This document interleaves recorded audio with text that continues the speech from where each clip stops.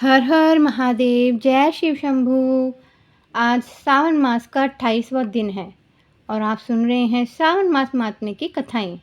अगर आपने पिछले अध्याय नहीं सुने हैं तो आप मेरे चैनल पर इन कथाओं को सुन सकते हैं। सावन का पावन महीना अब अपने अंतिम चरण में पहुंच चुका है।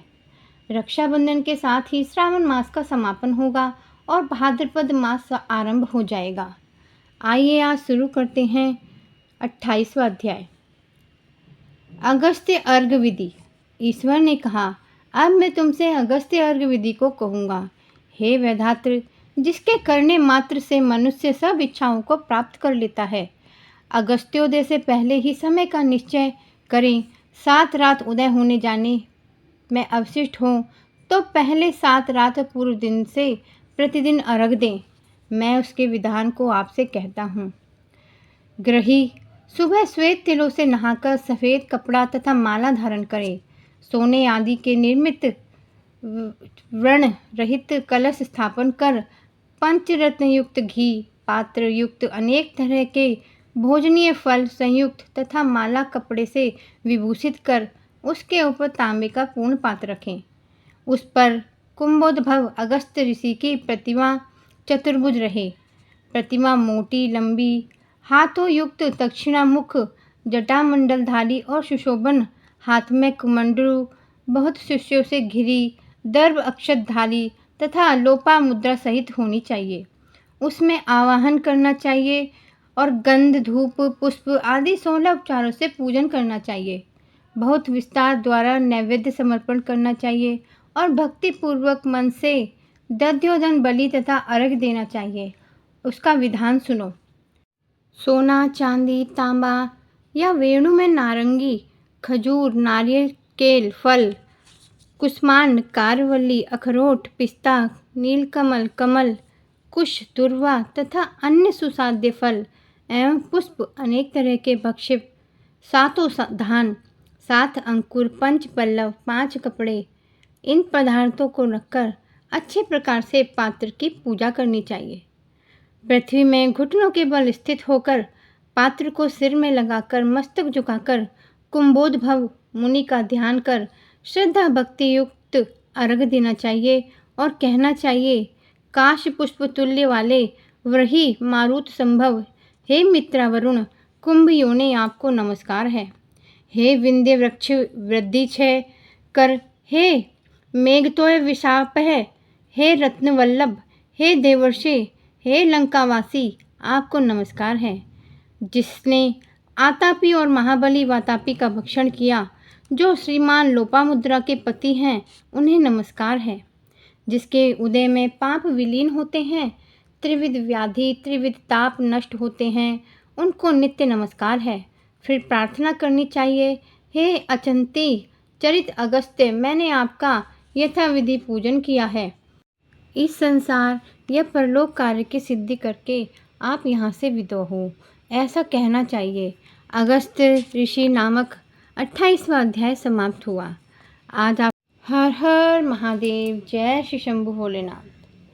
आइए अब जानते हैं एक छोटी सी जानकारी कि भगवान भोलेनाथ के शिवलिंग के सामने ताली क्यों बजाई जाती है।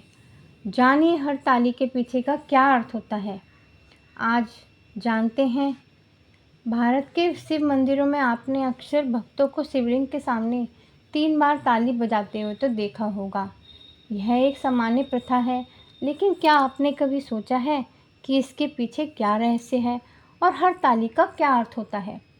यह केवल एक रिवाज नहीं, बल्कि इसके पीछे गहरी पौराणिक मान्यताएं हैं, आध्यात्मिक अर्थ और यहाँ तक कि कुछ वैज्ञानिक तर्क भी छिपे हैं। आइए इस अनूठी परंपरा के पीछे के अर्थ को विस्तार से समझते हैं। शिवलिंग के सामने ताले बजाने की प्रथा। वैसे शिवलिंग भगवान शिव का निराकार स्वरूप है और जो सृष्टि के निर्माण पालन और संसार का प्रतीक है। भक्तों के मंदिर में भक्त अपनी श्रद्धा और भक्ति व्यक्त करने के लिए विभिन्न प्रकार से पूजन अर्चना करते हैं। ताली बजाना भी इसी प्रकार भक्ति प्रदर्शन का एक हिस्सा है, जो भक्तों और भगवान के बीच एक संवाद स्थापित करने का माध्यम माना जाता है। 3 तालियों का अर्थ है पौराणिक कथाओं के अनुसार, धार्मिक मान्यताओं के अनुसार शिवलिंग के सामने 3 बार ताली बजाने के कई गहरे अर्थ हैं। पहली ताली अपनी उपस्थिति दर्ज कराना, भगवान को जगाना। पहली ताली का अर्थ है भगवान शिव को अपनी उपस्थिति का एहसास कराना। यह एक तरह से भगवान को यह बताने का तरीका है कि हे महादेव, मैं आपके शरण में आया हूँ। यह ताली भक्त के आगमन और उसकी भक्ति की शुरुआत का प्रतीक है। और दूसरी ताली मनोकामना व्यक्त करना और कष्टों का निवारण, अपनी बात कहना। दूसरी ताली का संबंध अपनी मनोकामनाओं, कष्टों और दुखों को भगवान शिव के सामने व्यक्त करने से है। यह ताली बजाकर भक्त महादेव से अपने दुखों को दूर करने और अपनी इच्छाओं को पूर्ण करने की प्रार्थना करते हैं। यह एक याचना का भाव है, जहाँ भक्त अपनी सारी परेशानियाँ भगवान के चरणों में अर्पित कर देता है। तीसरी ताली का अर्थ है पूर्ण समर्पण और आशीर्वाद प्राप्त करना, आशीर्वाद की याचना, शरण में आना। तीसरी और अंतिम ताली पूर्ण समर्पण का प्रतीक है। इस ताली के माध्यम से भक्त यह स्वीकार करता है कि अब वह पूरी तरह भगवान से शिव के चरण में आ चुका है और उनसे आशीर्वाद तथा कृपा बनाए रखने की प्रार्थना करता है। यह दर्शाता है कि भक्त अपने सभी निर्णय, इच्छाएं और जीवन की दिशा शिव जी के हाथ में सौंप रहे हैं। यह ताली भगवान शिव के साथ गहरे संबंध को दर्शाती है और उनके चरणों में स्थान पाने की प्रार्थना करती है। इस प्रथा से जुड़ी कुछ पौराणिक कथाएं भी हैं, जैसे रावण का उदाहरण मिलता है। माना जाता है लंकापति रावण, जो भगवान शिव के परम भक्त थे, अपनी पूजा के बाद 3 बार ताली बजाते थे। कहते हैं कि भोलेनाथ की कृपा से ही उन्हें लंका का राजपाट प्राप्त हुआ था। और दूसरा उदाहरण प्रभु श्री राम का है, जो रामायण के अनुसार भगवान श्री राम ने भी रामेश्वर में शिवलिंग की स्थापना कर पूजा के बाद 3 बार ताली बजाई थी, जिसके बाद उनका राम सेतु निर्माण का कार्य सफलतापूर्वक संपन्न हुआ था। इसके अलावा धार्मिक मान्यताओं के अलावा ताली बजाने के कुछ वैज्ञानिक और आध्यात्मिक लाभ भी बताए जाते हैं। पहला है ध्वनि और कंपन।